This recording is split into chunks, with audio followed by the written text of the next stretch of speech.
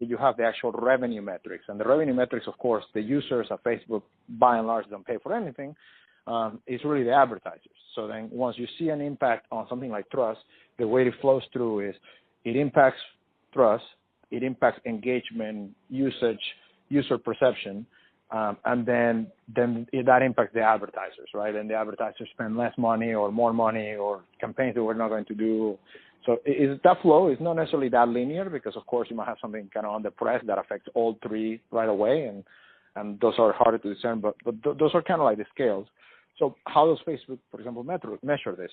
The things that are very easy to measure in the short term and for which you don't expect to be significant long-term changes, basically you do a short test, right? So you take a tactic, whatever it might be, that's trying to influence trust, then in a subset of customers, of users, then you see, well, how's that impacting? Is it in fact impacting what we're trying to do, trust, or any of the other kind of CAU metrics? In addition to that, is it impacting engagement? Is it impacting the number of friends that people are added? Is it impacting the number of conversations, number of images posted? And you could see many of these indicators change on a period of time that can be quite short, right? And, it could be a month, it could be 2 months. You can see significant changes and perhaps it stabilizes. And if it stabilizes, then you say, okay, I understand the changes here.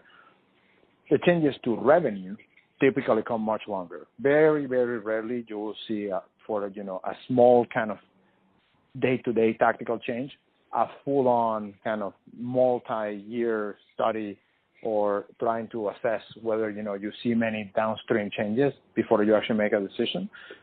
What is used there is a proxy. Basically, Facebook and Google and many other companies that do this have done kind of meta-analysis trying to link some of those engagement metrics that are leading indicators and that you can kind of identify in the short term through a test and see how that in general influences long-term metrics such as revenue, such as, activity 6 months on, et cetera.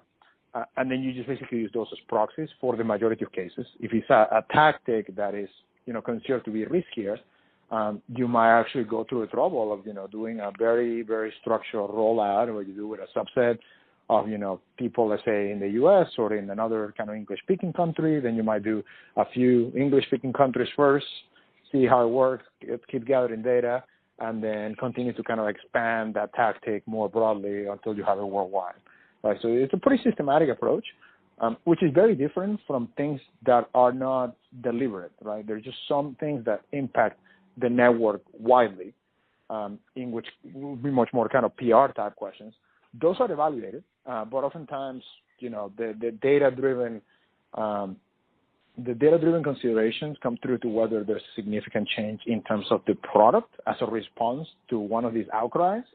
Obviously, the response in terms of, PR is exactly what you expect a response in terms of PR by any PR team in a Fortune 500 company, right? You're just mitigating damage, figure out the kind of data results later, and that's fundamentally what you see, right? That's exactly kind of the approach that Facebook has taken. And so let's kind of back up to you're advising a company.